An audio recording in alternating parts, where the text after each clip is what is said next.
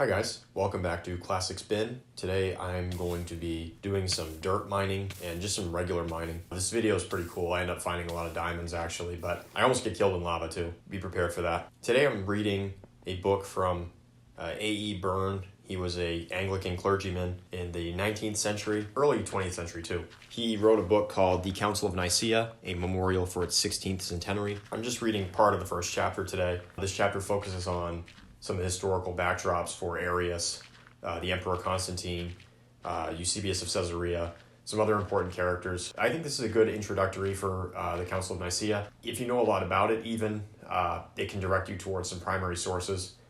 And if you're new to it, it'll just give you a pretty nice overview. Obviously, we won't finish everything in this part, but I hope you'll stick around for the rest of the series. Thanks. I'll get into the video now. Chapter 1.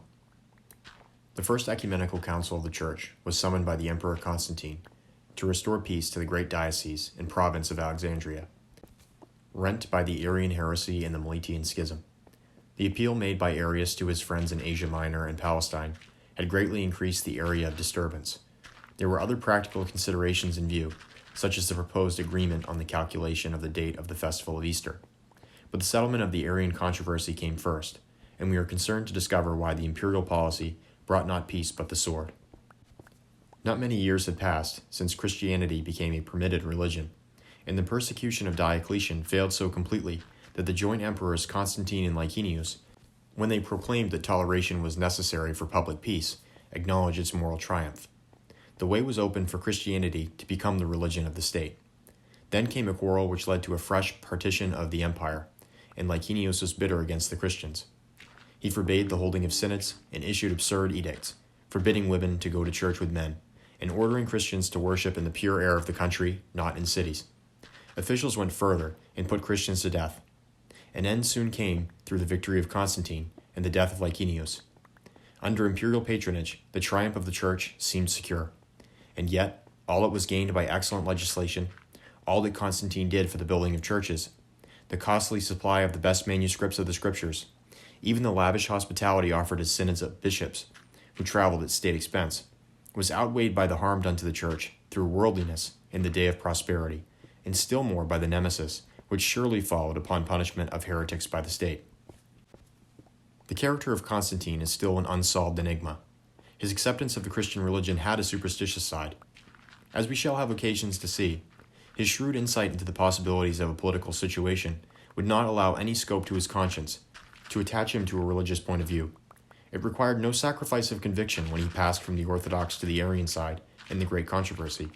He was only concerned for lip loyalty to the creed of the Nicene Council. The loneliness of an autocrat sets him often at the mercy of bad advisers. It is not for us to judge him for the dark crimes of his later years, the murder of wife and son. His remorse was keen, but we may wish that he had had an unsophisticated chaplain, like the Arian Ulfilas, bishop of the Goths, rather than the capable schemer Eusebius of Nicaea, to minister to him in his last hours, when he laid aside the imperial purple for the white robe of a catechumen, and received baptism for the remission of sins. Alexandria was to him the second city of the empire, renowned for the splendor of its buildings and the fame of its great university.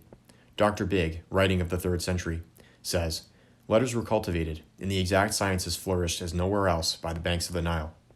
But it was as the center of the great corn trade that Roman emperors cared more for the peace of its great commercial community than for its academic glories, for they feared any disturbance which might interfere with the supply of corn to Rome.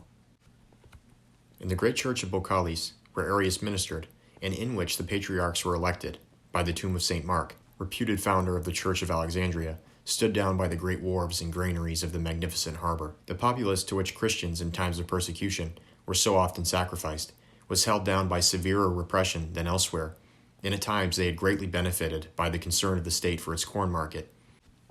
The fame of the catechetical school and its teachers, Clement and Origen, before his exile to Palestine, was in all the churches, and the memory of the great bishop Dionysius was not only that of a faithful and capable administrator, but also of a wise adviser, to whom many resorted.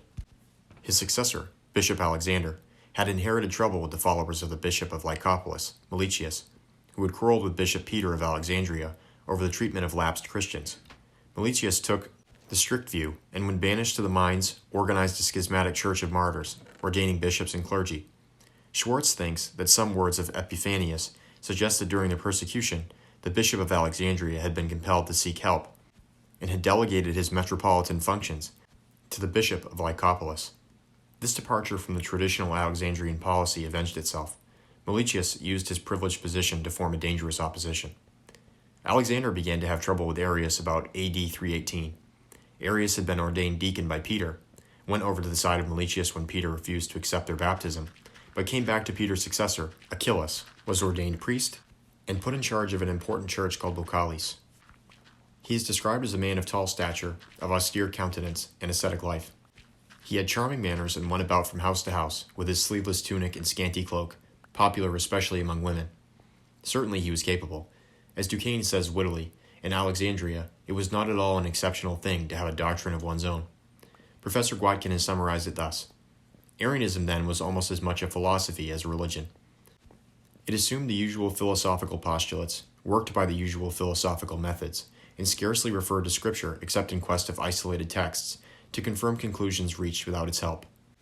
To the philosopher, God is the supreme being. He is alone ungenerate, alone eternal, alone without beginning, alone good, alone almighty, alone unchangeable and unalterable, and from the eyes of every creature, his being is hidden in eternal mystery.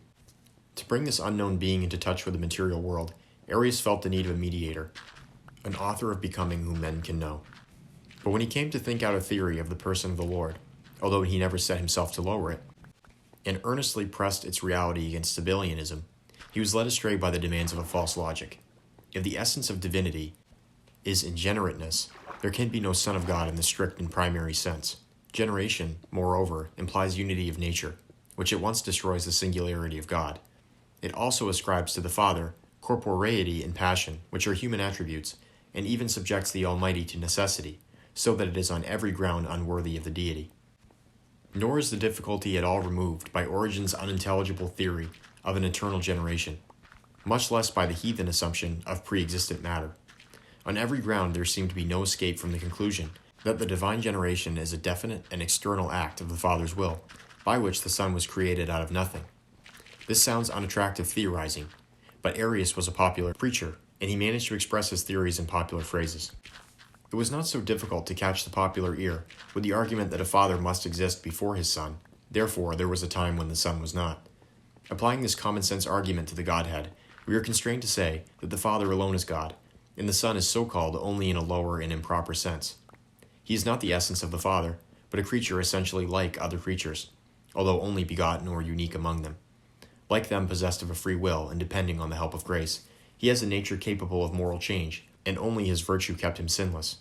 Even his true manhood was sacrificed to the attractive simplicity of the theory that the Word, Logos, was united directly to a human body without a human spirit. Arius felt certain enough of himself to criticize a sermon by his bishop as teaching Sabellianism, the confounding of the divine persons, and we cannot deny that the teaching of Alexander was open to criticism. But when the teaching of Arius was laid before him, he was not willing to act hastily, and it was not till after AD 318 that a synod was held at which Arius was condemned with two bishops who had espoused his cause. In the meantime, Arius had held services in defiance of his bishop, canvassing support from house to house, enlisting the zeal of devout women, and appealing to the people in a long rhapsody, which he called the Talia, or spiritual banquet. The meter is one which was used for immoral songs. The following specimen may suffice. According to the faith of God's elect, who comprehend God, of the holy children, the Orthodox, who have received the Holy Spirit of God, this is what I have learnt, from those who possess wisdom, well-educated people instructed by God, skilled in all knowledge. It is in their footsteps that I walk, even I, that I walk as they do, I who am so much spoken of, I who have suffered so much for the glory of God, I who have received from God the wisdom and knowledge which I possess. The self-satisfied tone explains the irreverence with regard to the great mysteries of Christian thought, which throughout its history was the bane of Arianism. As Bishop Robertson says, the profound Ignatian idea of Christ as the Word proceeding from silence is an impressive contrast with the shallow challenge of Italia. Many words hath God spoken. Which of these was manifested in the flesh? I do not think we need seriously consider the statement that Arius was a disappointed candidate in the election of the Bishop of Alexandria. The wealth and influence of the Church, both in Alexandria and Rome, and to a less degree in Antioch, made the position of bishop a post which a worldly man might covet. It does not seem that Arius was such. The far more important question, which recent writers, particularly Schwartz and Sake, have raised is the question whether the doctrinal controversy was not altogether subordinate to the quarrel between the bishop and the presbyter. Was Alexander endeavoring to suppress the constitutional rights of the Presbyterial College, which were of long standing in Alexandria? Was the outstanding result of Nicaea the victory of the bishop, whose privilege as second metropolitan of the empire was recognized in Canon 15?